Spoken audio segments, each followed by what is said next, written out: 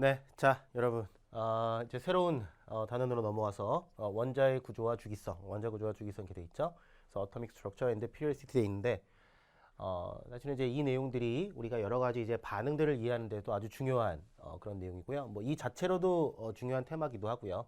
여러분들이 앞으로 이제 뭐 주기율표 이런 것들, 원소에 대한 기본적인 성질들을 좀 이해를 하셔야지만 앞으로 다루게 되는 여러 가지 반응들에 대한 내용들을 이해하기가 좀 용이하거든요. 그래서 그 내용들을 지금부터 살펴보도록 할게요.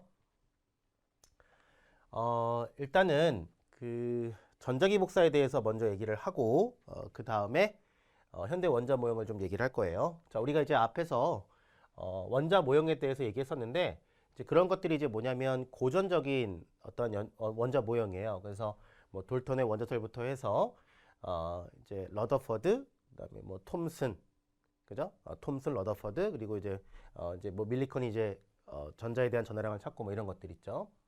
어쨌든 이제 원자에 대한 기본적인 구조들은 이제 돌턴부터 이게 여러 가지 화학 법칙을 설명하는 과정에서 제안이 되었던 돌턴의 원자설부터 이제 톰슨, 러더퍼드까지 해서 고전적인 어떠한 모형을 얘기하는 것이고요.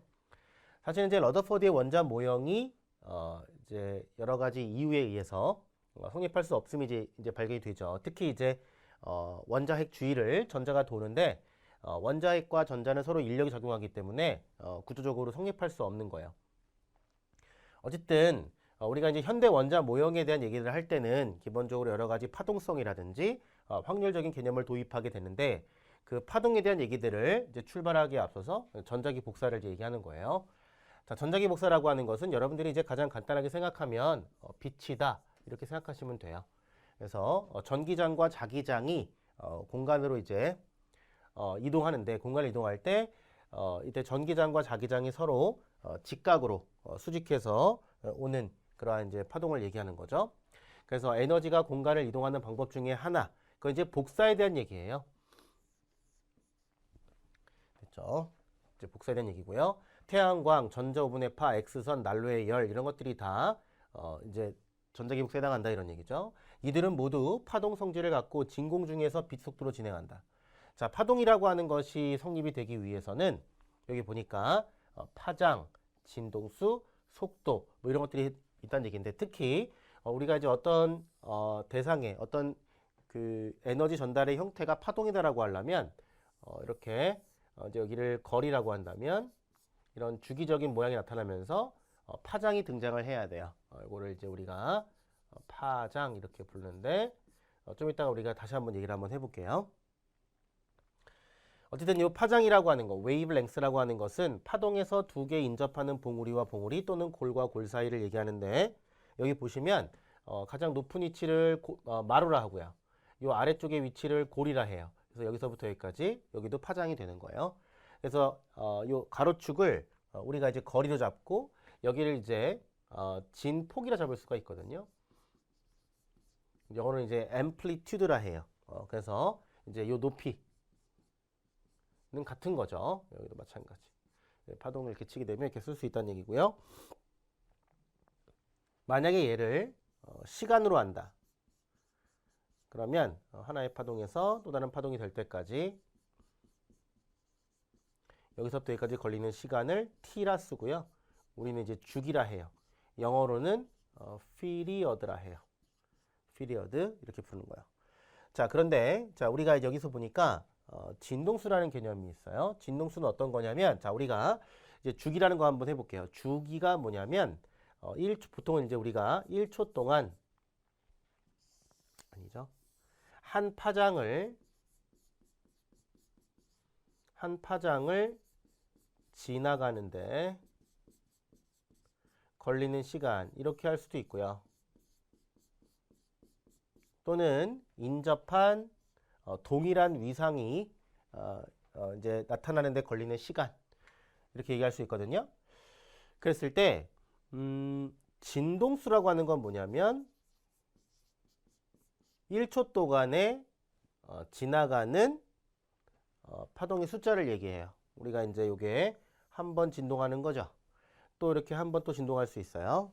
그죠? 그러면 이제 우리가 한 위치를 지나가는 뭐 마루의 수, 1초 동안 지나가는 마루의 숫자. 또는 1초 동안 지나가는 고래 숫자 뭐 이런 식으로 얘기하면 되는 거죠. 공간에 주어진 점을 1초 동안에 통과하는 파동의 숫자다. 그래서 얘는 보통 이게 우리가 초로 나타내요. 주기는 초로 나타내거든요. 그랬을 때 진동수는 뭐냐면 초분의 1 이런 단위가 돼요. 왜냐하면 만약에 한 번 진동하는데 2초가 걸린다. 그러면 1초 동안에는 2분의 1번을 하거든요. 자, 한번 해볼까? 만약에 주기가 2초예요. 그러면 프리퀀시라고 하는 진동수는 1초당은 2분의 1번에 있던 거죠. 그러니까 뭐냐면 1초에는 2분의 1번을 진동하니까 한 번 진동하는 2초 걸려 이런 뜻인 거예요. 그래서 주기와 진동수는 이런 관계가 있겠죠. 됐죠? 그래서 주기와 진동수는 이렇게 역수의 관계가 성립하게 돼요. 자, 그럼 여기 볼까요? 자, 모든 형태의 전자기 복사는 동일하게 빛의 속도로 진행하는데요. 전자기 복사는 이제 일종의 빛이니까. 그랬을 때 우리가 보통 속력이라고 하는 거 있죠.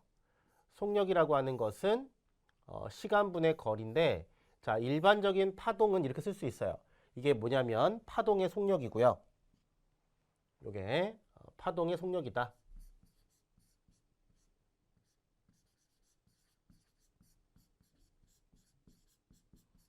근데 얘는 한 주기 동안에 한 파장을 가는 거니까 이렇게 쓸 수가 있는 거죠. 근데 이제 빛을 얘기할 때는 어떤 식으로 표현하냐면 빛의 속도는 c라고 써요. 그리고 자, 얘를 람다 곱하기 t분의 1인데 그죠? 이걸 바꾸면 이렇게 쓰잖아요. 그죠? 이건 빛의 속도예요. 빛의 속도. 자, 이때 이제 t분의 1이라는 건 뭐로 쓰냐면 이렇게 f로 쓸 수 있죠. 프리퀀시로. 그런데 이제 빛을 표현할 때는 이렇게 이거를 누라 읽고요. 이게 진동수예요. 람다 누 이렇게 읽어요. 됐죠? 그래서 여기 보게 되면 파장은 람다. 그리고 이 누라는 건 진동수 이렇게 쓰고요. 진동수는 이제 초당 사이클 수라서 초분의 1인데 요 초분의 1을 우리는 헤르츠라 읽어요. 헤르츠. 되겠죠? 그래서 이제 이렇게 쓸 수 있고 빛의 속도는 2.9979 어떤 책에는 뭐 2.998 뭐 간단하게 해서 3점 이렇게 하기도 하는데 어쨌든 10의 8제곱 미터 퍼 세크다 이렇게 되는 거죠.